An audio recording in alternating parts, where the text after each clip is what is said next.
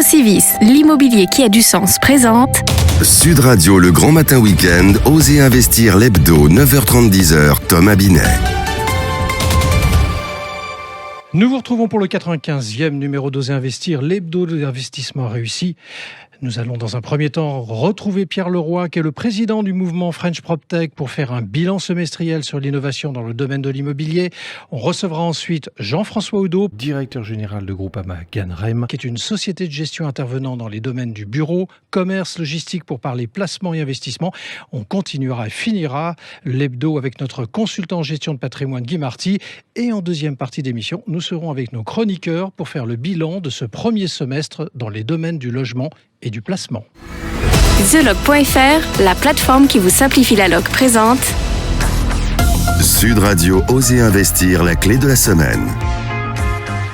Bonjour Pierre Leroy, vous êtes président de la French PropTech, mouvement français des startups dans le domaine de l'innovation et de l'immobilier. Pierre Leroy, est-ce que cette période du confinement a été vraiment propice à la technologie et au digital ? Bonjour Thomas, effectivement ça a été un véritable coup de tonnerre, je pense, pour la filière immobilière et bâtiment. Ce confinement a permis de prendre conscience que là où le digital avant était plutôt un gadget, ça devenait essentiel à l'heure où on pouvait plus vendre puisqu'il y avait plus de bulles de vente, à l'heure où on pouvait plus visiter les biens.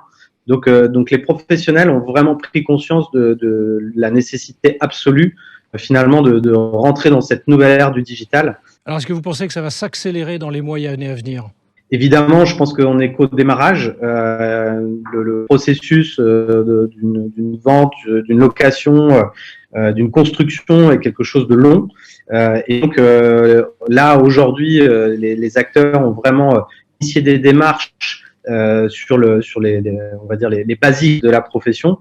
Mais je pense qu'on est vraiment en train de vivre un mouvement de fond et d'ailleurs, on voit bien que les startups de la PropTech, donc de ce secteur de l'innovation dans l'immobilier et le bâtiment, est en train de lever beaucoup d'argent, ce qui signifie qu'on va avoir beaucoup d'innovation dans les prochains mois au regard de ce qui vient de se passer sur le premier semestre. Alors, vous êtes le président de la French PropTech, comme je le disais dans la présentation, et vous représentez donc l'ensemble de ces startups. Est-ce que vous avez une belle innovation à nous présenter dans ce domaine ? Alors, écoutez, il y en a beaucoup.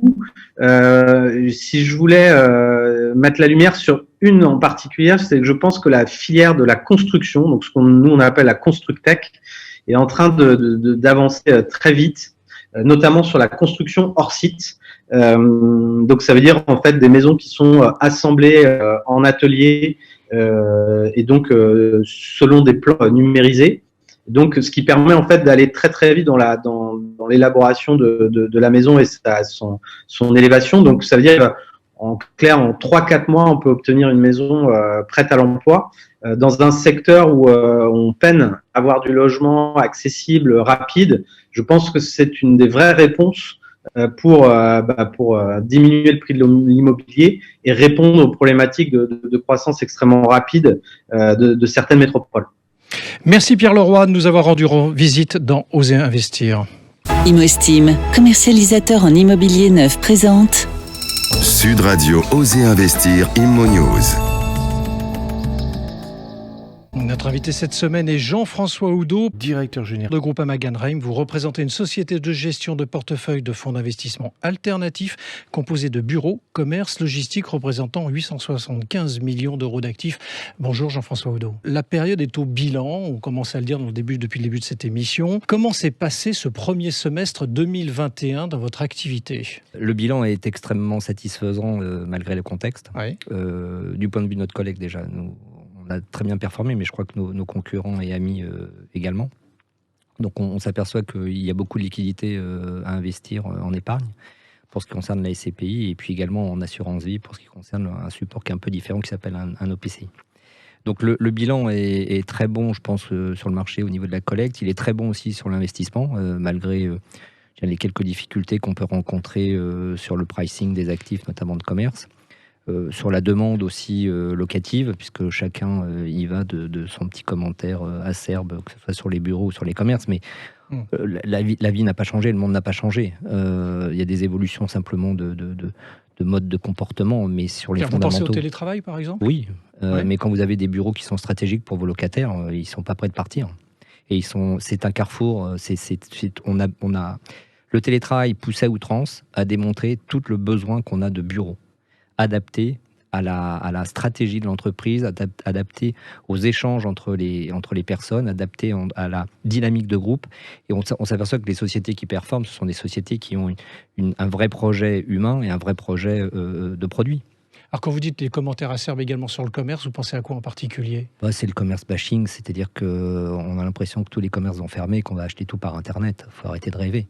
Moi, je vous dis sincèrement... Il n'y a quand même pas une tendance ? Il y a une tendance, mais pour les magasins qui ne sont pas forcément stratégiques. Mais quand vous avez envie d'acheter un sac de luxe, quand vous avez envie d'acheter des vêtements, vous avez besoin de toucher la matière. Il y a un rapport fusionnel avec des consommateurs avec la matière.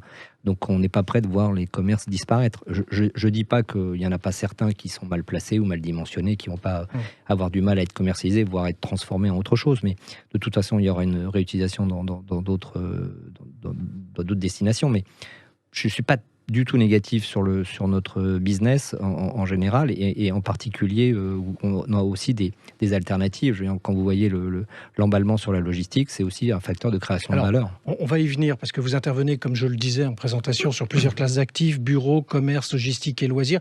Quel est le secteur le plus dynamique aujourd'hui parmi ceux-là ? Alors, nous, on n'est pas présent sur l'ensemble des segments, sur les sous-jacents, puisque le résidentiel est extrêmement dynamique. Mais je pense non, mais dans ceux dans lesquels vous intervenez. Nous, la logistique, aujourd'hui, c'est l'euphorie. On arrive à des taux complètement dingues sur lesquels nous, on refuse aujourd'hui d'investir. Quand vous êtes en 3,5 sur le prime, la logistique, c'est pas de la pierre de taille.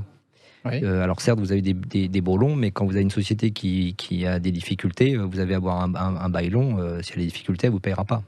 Donc la logistique est extrêmement prisée aujourd'hui, mais il y a un effet aussi moutonnier. Il y a beaucoup d'investisseurs qui font comme des maîtres des maîtres penseurs qu'il y a sur le marché.